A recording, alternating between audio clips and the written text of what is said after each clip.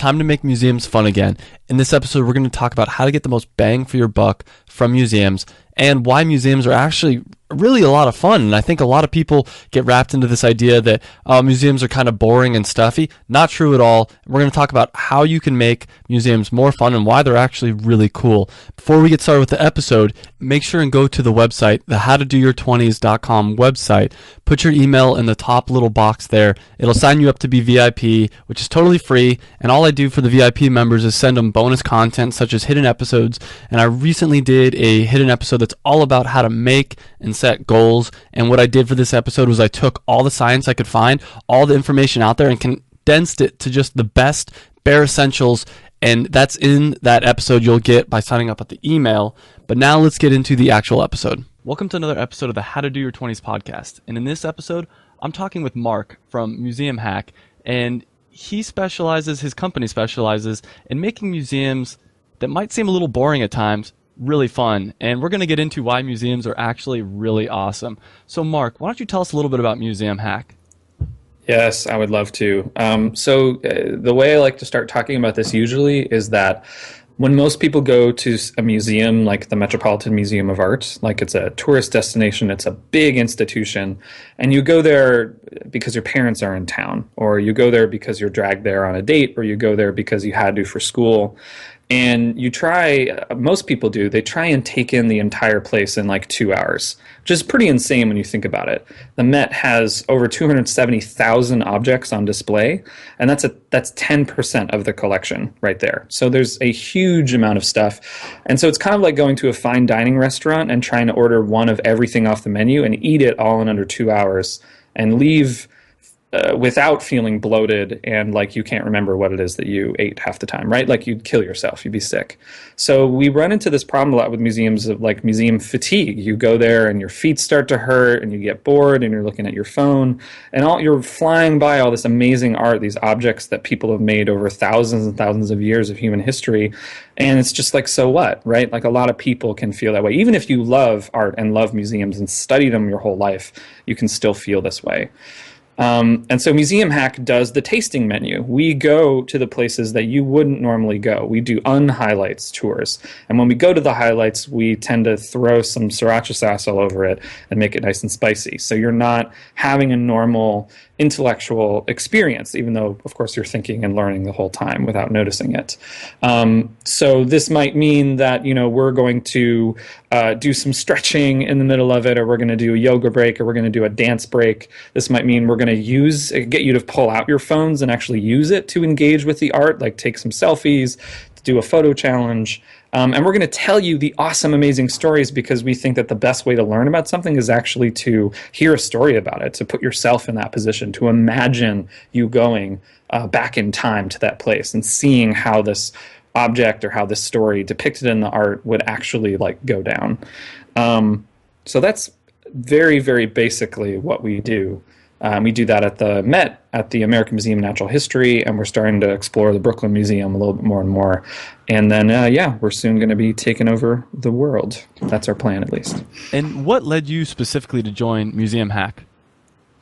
So I come from a theater background. I'm a theater director and kind of on the line of devised theater or experimental theater, which is very much based on experience. It's not like a writer going off in a dark corner and writing a play and bringing it to you and then you just do it as it's written. It's like everybody's in the room together. They're really talking with each other, open improvisation. We problem solve together and find what this play is, which can be very, very cool when it works well. So I was brought on because I heard that our founder, Nick, was looking for someone to help work with actors because we were bringing in really, performance artists into the tours. He wanted to make things exciting and up the ante in storytelling. And so I came on to help him with that. And the first tour I went on, I had no idea what I was getting myself into. I came on a Friday night around 6:30. I had to dress super nice. I prepped very well to come here. And these two amazing, slick, awesome, badass guides took me around and just kind of blew my mind over 3 hours. And I wasn't tired at all. I didn't ever zone out. I was fully immersed in this experience. And I got to the end of the night, and all of a sudden I realized that all these people that I was strangers with were now kind of feeling like friends, you kind of went through something together. And I turned to Nick and just said, this is like really, really cool. I need to be involved. And since then, I've kind of bounced back and forth. I have some sales training, so I'm doing sales, and working with the guides and like the actors kind of became one and the same.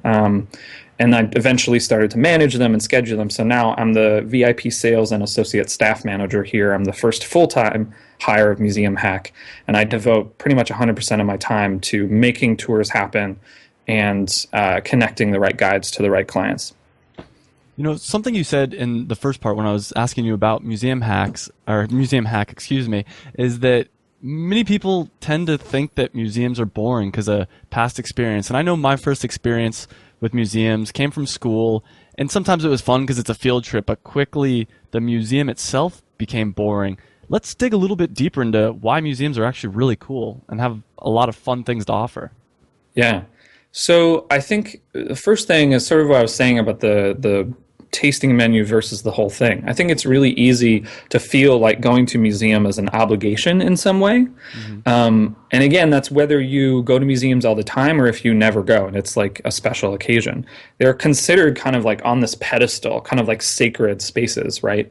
So it's easy to feel like you have to see everything or feel like you have to see the big stuff. And we do a lot of times, we haven't done this recently, but we did do it for a while, tour guiding hazing, where a guide would be in front of a piece of art and have to just pull random visitors in and say, hey, do you want to hear about this? I'm training to be a tour guide. And the number one response that a lot of them would get would say, no, I'm sorry, I have tickets for Wicked at 2 and I have to see the whole place before I leave. And so there's a lot of pressure. And what happens when you take off that pressure or when you let someone else take over the responsibility of showing you the museum is that you just get to like be in the moment and kind of experience things as they go. And it kind of opens it wide open. I think the reason that museums are really, really cool is because it does have, and the Met is encyclopedic. It has art from every time period, every world culture. Their goal is to make sure that we have art from every representative culture in the world throughout time. So you get to see bits and pieces of humanity all over the place. Popular thing that we say that came from the very beginnings of Museum Hack when some of our early guides were leading tours, they said people have been people as long as they've been people. And that's totally true. Like you go to see a 15th century plate that you would serve rolls on from Holland. And when you get to the bottom of the plate, you realize that it's actually an image of a woman like beating a man's bare behind. And this is what the Dutch consider to be super funny. And I think you look at it and you can pass by it right on the museum. But if I bring you to it and say, hey, look at that, look at what's going on, let me explain what's happening here, you're suddenly connected to that 15th century Dutch person who made that. Like there's a link there because it's still pretty funny to see someone get spanked. Whatever your feelings are about spanking in general. Weird example, but the point is that there's gossip stories, there's really interesting facts about artists or about the art itself, like what it went through to get to the museum, crazy stories about the space itself or the people who made the museum. I mean, especially for the Met in New York City, has such an incredibly deep and complex history. So let me ask you a question then. I'm a big fan of science museums because I get them. I can walk in, I can have a great time just completely on my own. Now, if someone were to go to an art museum, and let's say they're not taking a tour, is there any tips you'd have to make them enjoy it more? Yeah. The first thing I would say is slow down. Okay. Or if you're speeding through, don't try and see everything. So go to like the corner that no one is in and like take a deep look and see if you can find anything. There also are usually tricks about like getting onto their internet and being able to do casual research about the object. A lot of places have a database online and you can actually like Google this museum, this accession number, and it's going to tell you a little bit about it. Usually it doesn't have really the right information, like a guide is going to do a much better job of explaining it to you, but at least you'll kind of like be able to do some casual research on your own. It's okay to look things up on Wikipedia. Like, in fact, it's pretty fun. There's a reason why people do it all the time and enjoy it.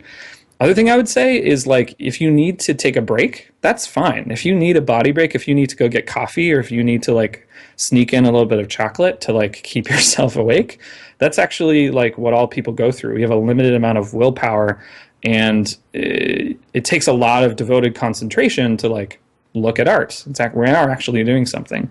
and standing around. So if you need to do anything for yourself, you need to go to the bathroom, just do it, because it's only going to help you have a better experience.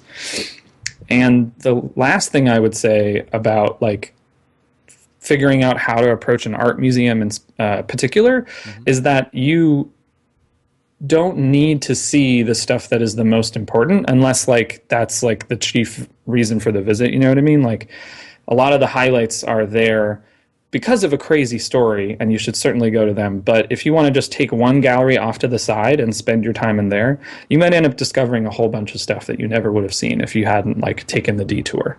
So that tends to make museums a lot cooler, because then you feel like you're discovering something on your own, you know, versus all signs pointing to George Washington crossing the Delaware, and it's a, you know, something everybody sees. When you look up a piece of art, let's say you do get internet access and you look it up on Google, you look it up on Wikipedia, what kind of things do you look for? Do you look for the history of how it was made or the history of how it got to the museum? It's anything and everything, because different objects, different stories will come out of it. For example, I was wandering around the museum once, and I was just doing some of my own research to help you know, with the guides that we were training. And I found this painting that it was about this woman named Susan Morse. And I saw the word Morse, and I was like, that sounds familiar. And then I looked at the artist's name, and it was, of course, the guy who invented the Morse code. He actually was an artist before he was an inventor. And so even just looking up Samuel Morse, you suddenly get all of this crazy information about his life and about what he did before he was an inventor. And his wife actually passed away, and there's a whole crazy story about how that, like, not getting that information before she actually died. Like, she was sick, and they sent a horse, like, carrier guy up to, like, tell him the news. By the time he got back to her, she was already dead, and so that, like, changed his direction of his life from sticking with painting people's portraits to going over into this kind of inventor mode and making Morse code. I learned that just by Googling his name. And that's like started me thinking about like this painting, which is about his daughter, is one of the last paintings he ever painted.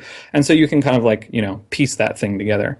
It's easy, I think, for people to feel like, well, everything I need to know should just be in one place, because that's how the world works a lot of times. But with art in particular, there's like really rich, interesting stories that you just have to kind of take a few steps away, and you'll find stuff about it. I love that story. And do you have a favorite story? Obviously, that was a really good one, and I'm sure it's hard to pick your favorite story, but do you have a favorite story about a piece of art? Yes, I definitely do. This story has like a lot of spoiler alerts, so I'm going to do some broad strokes. Unless do you want me to go into specifics in a story? Let's do it. I mean, I think it's great to let's just hear the whole story. Sure. So this is about a giant temple that is in the. It's actually got its own gallery devoted to it in the Egyptian, you know, area of the Met. It's called the Temple of Dendur. And when you look at it, it's like got its own giant, like there are glass windows all on one side, and it's in this giant, like really foreboding, ominous room that has all it's like temperature controlled, and there's a little like Nile River, sort of fake Nile River around it. And it's just like this huge foreboding thing. And it was made for the goddess Isis in the period when the Romans had conquered Egypt. And so they were trying to essentially say, hey, guys, we're cool. Like, we're totally with you. Yes, you're going to bow down to, you know, the Caesar, but he's also going to be called the Pharaoh. And he's going to be drawn all over this temple that's also to Isis and also to these local heroes. So, like, they were very assimilationist. And it was on a riverbed along the Nile. And around the time in the 60s when the Egyptians were having a huge population boom, there was a lot of like higher demand for electricity. So they decided to dam up part of the Nile River. Of course, when you dam up something, what happens is that there are flooding all in the sort of around surrounding areas. And so these temples were like getting flooded day in and day out, and were kind of, you know, they were made out of sandstone. They were going to get completely degraded. So the Egyptians called out to a few people to help, and it finally landed on just America in general, to the John F. Kennedy government, and eventually to Jackie Onassis kind of took it over as a special project of hers. They got all of this money out to them, and essentially they airlifted a bunch of these temples out of the way onto higher ground. So the Egyptian government decided to give one as a gift, right? Like to America. How big are these temples? Uh, Gosh, I'm Canadian. I have terrible like feet measurements. No, you can say it in meters. It's definitely like the size of a, I would say, a small house. Like it's a Okay. pretty big temple. And definitely it was actually one of the smaller, like to the side ones. Like when the Egyptians offered which one to pick, and Jackie Onassis got to pick, it was like the crappy ones in the corner, right? But still, pretty cool. America got a temple. And the real issue was that they didn't give it to anybody in particular. Jackie O was kind of like part of this commission to decide where it was going to go, but it wasn't like they said, you're going to get it, you. So how did the Met get it? That's like the big story. Well, around the time, again, this is in like the 60s, JFK has been assassinated. Jackie Onassis really wants to give this to the Smithsonian down in D.C., put it along the Potomac River, like make it this big, honor dedication to him, and that was going to like sort of be for all time. This is JFK's memorial, right? There are a couple problems with that. One is that it's made of sandstone, and DC has a pretty humid climate, right? Like it's going to degrade pretty quickly. Also, if it's just out to the public to come up to whenever, there's already a lot of like 18th and 19th century graffiti on it. Like you can actually see people who have like carved their names in, like, so and so was here. So it easily could have been kind of like destroyed, right? Just from that. So the Met comes up with a better plan. The Met says, we're going to create this whole wing. We're going to make sure that it is completely protected so it will last for all time. We're going to light it 24/7. We're going to make it visible from the public, which was a stipulation of the Egyptian government. And we're going to put it along a fake Nile, so it's like by a river, sort of, right? And we're going to do all this, at our museum right next to our giant collection of Egyptian artifacts. So it's going to really feel like part of something bigger. People can get a context for what this is like. And Jackie was really waffling between the two, and the story goes that the Met presented a final plan the night before the due date, and then all of a sudden there was another plan submitted where something was changed. And so the rumor is, and again, this is just rumor, this is gossip, this is not facts, but we always ask people on tours, what do you want, fact or gossip? And they're like, gossip, we want gossip. So the rumor is that the change at the last minute that the Met director at the time did is that he moved the location of the gallery from one side of the museum to another. And he did this so that it would be on, facing Fifth Avenue, because actually Jackie Onassis' apartment was right across the street, and she could actually look in and see the temple from her apartment. And that is true, and it was actually so commonly referred to as Jackie Onassis' nightlight from then on, because it was like she could see it from right there. So we think that this is what tipped the scale. Like everything was going sort of like back and forth between the Smithsonian and the Met, but the Met really won because they literally did something to, acknowledge this woman's desires to see it at all times and think about her husband, which I think is, pretty cool. The reveal is so much better when you're there, because then we can like literally go point to it. This usually goes, oh my gosh, and like applause and stuff like that. And I'm sure many of our guides do a much better job than I do at telling the story. But that's like one of my favorite. When I heard that, I was completely hooked. I was like, oh man, this is such a cool experience. See, I totally agree with you, but at the same time, now I want to go to New York and see that just because of that whole story, Yeah, and that's the thing is, one of the things that is the most infectious about what we do is that people really do want to do that. They want to share what they experience with other people pretty much immediately. I mean, I will be on a tour the next weekend, like training another guide or just watching another guide's tour, and I'll see some of the people that were on the tour last weekend who are just there again with their friends. And we like meet up at different artworks and like say, hey. Actually, as you're talking about that, I think historical art is something I enjoy a little bit more. Something I have a harder time with is abstract art. And do you enjoy abstract art a lot, or is it something you're kind of iffy on? The experimental theater side of me really enjoys it because it's just like pushing things further. Like human expression is kind of pushing constantly, and it's more challenging sometimes to me. Abstract art is very like inert a lot of times when I look at it. Like nothing jumps out at me until I have someone explain something. One of our guides knows a lot about Rothko, and so I didn't know that you kind of have to really sit close to a Rothko and kind of stare at it for a while for it to start to work. like to do what it's supposed to do to you. Your eyes start to swim, and all the boundaries of the paint, the different like colors, kind of start to blur and kind of pop out at you, and you really do start to feel something. Like you sort of feel what he might be trying to get at. But it takes someone kind of encouraging you to go there. I think a lot of contemporary art. Accessibility is always a factor. It's like, well, do I have to kind of care like that you know how to look at my painting? Like I'm doing my thing. You either are with me or not. But that being said, there are some really like amazing departments of contemporary art throughout, and they like work really hard to make sure that people can get access to even seeing some of this stuff because it's very temporal. Like I'm thinking of even Banksy, you know, street artist, like putting up his stuff, knowing that it's going to be down in a day, you know, and like people running around, it becomes part of the experience, like try and track his work. That stuff is really cool to me. But, you know, I have different guides who maybe they're not going to talk about the art object without talking about the artist first, because the artist has an amazing story. I'm forgetting the guy's name, but it's a guy who, until you know that he has face blindness, like you don't get why he's painting this giant painting that is made up of all these little parts of a face. But once you know that, then you're like, oh, that makes total sense. This is how he has to see the world.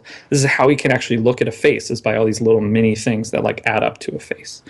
And you know, another thing I think's really interesting is, I know for me and a lot of people that quote unquote don't get abstract art, and I've gotten better. Yeah. They see the world very logically, and I'm a very logical thinker. In fact, Carl Sagan, are you familiar with Carl Sagan? He's totally. Yeah, Carl Sagan. Love him. He said that like he never understood art until he started smoking weed, which sounds funny, and I'm not saying I'm a big proponent of weed, but he said at that point like he was able to connect with his emotional side, and the art would actually like strike an emotion into him.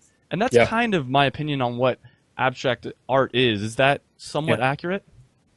I'd say sure. In broad strokes, I mean, different kinds of art is going to be wanting to get you to do different things, but artists tend to like everyone asks you to explore intellectually, right? Like everyone constantly is saying like, write this paper, do this thing, explain yourself, think logically. Like that's how most people operate, or at least are asked to operate. Artists bring this whole other side of themselves that is coming out of left field that might have nothing to do with anything, but has this really strong, like you said, emotional connection, or like it just weirdly makes some kind of sense until you are asked to like stop trying to get something out of it. Like if you stop trying to interpret the art and just let the art do what it's going to do, a lot of times that's all it takes. It just takes someone going, no, he actually doesn't mean anything by this. So whatever you feel is good. It's like whatever works, you know. And I think that's true whenever you're going into a museum, whether it's ancient art, whether it's classical art, whether it's modern art. It's like you have every right to feel what you feel. If you don't like something, that's okay. And we say on our tours all the time, you don't have to like this. The art object that the Met paid the most cash money for is something that regularly people are like, I would never pay that much money for that. But that's okay. That's like your opinion and your perspective, and that's actually cool. Kind of goes back to the idea of like, you know, the museums can be very imposing and say like, you have to appreciate this and understand. And sometimes it just takes an outsider coming and saying, no, actually, like, this is the context is what's going on. Like, what do you think? What do you feel? It's cool. Whatever happens, like, whatever you like and don't like. People kind of loosen up, and then they start to enjoy themselves because they don't feel like they have to do anything anymore. You know, before the episode, we were talking a little bit about millennials, and you kind of had a little teaser on, you're going to talk a little bit about the millennials and their look at museums, and how do you think millennials look at museums, and how do you think it's changing from maybe past generations? Yeah. You know, I can speak from some authority because I am a millennial, and most of the people involved with Museum Hack are millennials. And so, you know, this is just coming from how I experience art. And I think that some people who are not millennials experiencing it the same way, and some people who are not millennials don't, and do get a lot out of a very intellectual, or, you know, very like art historian, long conversations about, they go really deep into one piece of art, and like that's really great for them, and that's awesome. Like, don't mean to negate any of the other ways of experiencing museums, but I think millennials, we were raised in a very digital culture, right? Like, we have our devices next to us all the time. I have my phone like right in front of me, and someone posts on Facebook and I like see it. It's very easy to get distracted. It's very easy to get, we deal with a lot of information all the time. And we're so easily broadcasting ourselves to the world that like we really want to have something really awesome to experience, something that's authentic. Like I think a lot of authority figures and institutions kind of haven't caught up to us, or have kind of failed us in a little bit of ways. And so we're constantly looking to see the new thing, do the new thing, have the new experience that we can tell our friends about, and feel like this authenticity that we lack in like daily life. We have the most educated generation with the most student debt, which means we have the least amount of money to play around. So what we have to like give the world is very limited, and we want something that is like really, really awesome and cool. So we kind of take those ideas of like, we are super readily engaged with technology, so let's not limit it. Let's actually use it on the tours. Super interested in constantly being re-engaged. We're not going to stand for 20 minutes at one piece of art. Like, it's just too much. Everyone checks out. So let's do 7 minutes or 5 minutes or 3 minutes, and then let's go on to something else. Can all build on it, of course. What museums do you want to go to internationally? Like, what are your top of your list? I would love to go to the Louvre. Okay. We actually make fun of the Louvre on the tour a lot because it's sort of, purported to be the best museum in the world. And we're like, no, the Met is the best museum in the world. But I would love to go, not really to see the Mona Lisa. Like, I don't quite care about her, although she has a really awesome story about how she got famous. Okay, now we got to hear the story. I'm going to stop you. How'd she get famous? This is not something that I'm as well researched as I want to be on, but I did read or watch a documentary of it earlier. Basically, and I'm going to probably get the years totally wrong, but this was like early 20th century, an Italian, essentially janitor in the Louvre, decided that the Mona Lisa, which was just at the time, it's a smaller painting, right? Like it's kind of the size of an iPad, maybe a big iPad. And it's like just sitting in the middle of all these other works of art. And he decided, it's an Italian artist, and it should be back in Italy. And so he just plain one day like figures out how to get into the Louvre when it's closed on a Monday, and like walks up and takes the painting off the wall and like pieces out. Like he has to take off the frame and like puts the painting in his jacket and like gets out of the museum, even though he gets stuck in a stairwell and actually like takes the knob off the door and then has to put it on frantically because other guys coming through who's also a janitor there. So at this point, was that the Mona Lisa famous, or the Mona Lisa was not famous at that time? I mean, it was a painting in the Louvre, but it wasn't like wasn't the Mona Lisa, yeah. So he does get it out and gets it away, and so everyone starts freaking out, and they kind of use this as a tool, I think, to like get people's attention to this museum and to the art, because Mona Lisa is missing, right? Oh my gosh, it's gone. He hides it for 2 years in his apartment. I think it's 2 years. And then he tries to just take it to the Uffizi in Italy, and is basically like, I'm like doing this because I love Italy, and it's about like nationalism. Mm-hmm. Of course, actually, he's getting paid a lot of money. He like figures out this deal to like get paid a lot of money. So he really is more motivated by wealth than anything else.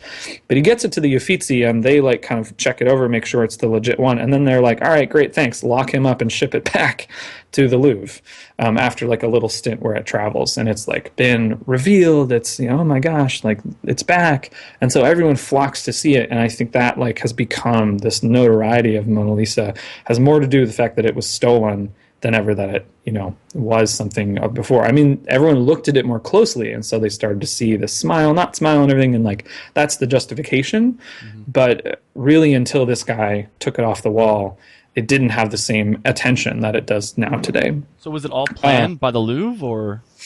No. It was definitely, I think, an opportunity for the Louvre and for people who care a lot about art in general to like say, there's a lot of really cool things about this art. But yeah, it was basically like the popularity of it was just, it went viral. It's kind of like the viral version of viral back in the day. The irony is that this guy, he gets out after serving only like, I'm going to get the number wrong. Maybe it's like 5 or 6 months. Mm-hmm. And then he gets enlisted in the army during, I believe, the First World War. And then he ends up dying.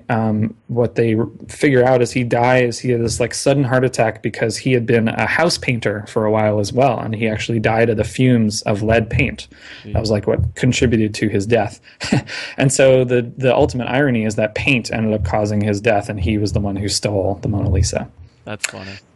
So that is like certainly worth looking at. But if you ever go to the Louvre, like it's super packed. You like form in giant lines, and you kind of like scoot up, and almost as you're trying to see, you're getting like moved out of the way. Most people don't realize that as you take flash, it's now behind this protected screen, and so it actually you don't see the Mona Lisa at all when you take a picture because the flash bounces back into your camera. So it's kind of a like tourist trap horror. But the Louvre like was a crazy palace and has these awesome other things around. So I would love to roam around there. Any other international museums? I mean, I want to go back to the National Gallery of Oslo. I actually fell in love with that a lot. There's a lot of really cool. Edward Munch is the guy who did the Scream, you know, with that the hands to the face. And there's a lot of other art that he did that is really awesome. There's a couple other museums there. One of them is the Contemporary that I thought was pretty great as well. And other than that, I mean, I would love to go to some places in London, like the Tates. I'd love to go to the National Gallery. And then, like, anywhere that wants to have me, really, after that. I mean, I would go anywhere. Because now I feel like I have a key, I have a way in, you know, that I might not have had before. In the U.S., is there some other big museums? Well, we're looking at. I obviously would love to go play around the Smithsonian, which is really cool. There's also the National Gallery of Art in D.C. that is really awesome. That we're kind of sniffing around. There's some great places in San Francisco. There's LACMA in Los Angeles. Art Institute of Chicago. I mean, some of these are like everyone who is in the museum world knows these, but they've have some really amazing collections. There's also a great National Gallery in Ottawa, which has a giant spider sculpture that's like out in the front, like huge giant sculpture, and you have to walk underneath it to get into the museum. But they have a collection of they're called like the Group of Seven, and they were post-war Canadian artists that paint these like beautiful landscape paintings that are like, hey, this is what Canada looks like. It's rough, it's rugged, it's awesome. And since I'm of that nationality and descent, that's like something I would love to go and hack. It's the National Gallery of Ottawa. And specifically in New York, if someone only had a day in New York and they wanted to go see a museum, which museum would you recommend? I still recommend the Met. You know, a day is like, you're never going to see everything in a day. But the thing that the Met has that no other museum, I think, in the world has is just the breadth of so many different kinds of art from so many different periods of history. You're going to find something that is going to like blow your mind just looking at it. I mean, I think you should come on a museum hack tour for sure, because you're going to get all the dirt and the details and the stories that you wouldn't see any other way. But even if you came on your own, there's like, just as a really high-minded feeling, like the place is doing really important work to like say, hey, humans have been creating some amazing stuff throughout all of human history, and it's all here in this one place. The Met was started by businessmen. It wasn't started by royalty. It wasn't started by any one private person with a collection. So they actually like all acquired these business tycoons that had all this money. They wanted to do that because they wanted to make something that was a world class, that would rival the Louvre, that was like the best effing thing ever. And I think they achieved. So I want to shift gears here really quick and ask you some quick questions. And the first one is, do you have a favorite book or any favorite books you'd recommend? It could be about anything. Doesn't have to be about museums. Right. It's so funny because I've been reading a lot recently that's been like very museum/museum hack-y. And actually one of my favorites dishes on all the dirty secrets of the Met. It's called Rogue's Gallery. So one more question before we kind of wrap things up. What's one thing you think every person in their 20s should do? It could be anything. I think that one thing that everybody in their 20s should do is give themselves a break. I actually think that since we're a generation of like overachievers mostly, like we've all been pushed to do all the clubs and do all the activities and do all the stuff and get into the best college, and then we got into the best college, and then we left, and then we were like, oh God, there's no jobs. What do we do? How do we live? Is just like plain recognize that you deserve to like chill and like enjoy just who you are and what you like and what you do. So I guess one version of that is like just taking a day for yourself and doing whatever you love. So like I love to go to like just a deep massage spa kind of place. And if you've never treated yourself to that kind of experience, it is like the best thing ever. And allows you to kind of like let that all go and get all the stuff that's not really you out of you, because we all carry a lot of stuff like that. Now I'm getting very like back to theater and metaphysical stuff, but I think we carry on a lot of all of this stuff I have to be responsible for. And it's like, no, we're all interconnected, and our generation of people in our 20s, like, could do with like taking a day to check in and just be like, hey, I'm doing okay. Everything's all right. So that's what I would say. I love it. All right. Well, thank you so much, Mark, for coming on. And yeah, thank you, Travis. I hope you guys enjoyed that episode. And remember, I release a new episode every single Monday. So I hope to see you guys next Monday for a new episode. In the meantime, if you're looking for more content to chew on, you can go to the website howtodoyour20s.com, put your email in the top little box there, and I'll send you the episode that I did that's all about how to make and set like the best goals possible, like how to actually use science to reach your goals and set proper goals. And I'm really proud of this episode. I spent a lot of time trying to tinker with it and figure out exactly how that you can do that, how to make and set goals properly. And there's a lot of research out there. So check out that episode. Once again, it's how to do your, and then the number 20s.com. Go there, put your email in the top little box. And I also send out other things such as content that I have to take, like if I have to shorten an episode, I'll cut out the material and put it in an episode that you can get by signing up there. So once again, I hope you guys come back next Monday and every Monday to hear a new great episode. Thanks again. Hey guys, I hope you enjoyed that video. And if you did, make sure you hit the big red subscribe button down below. You can also check me out on Facebook and on Twitter.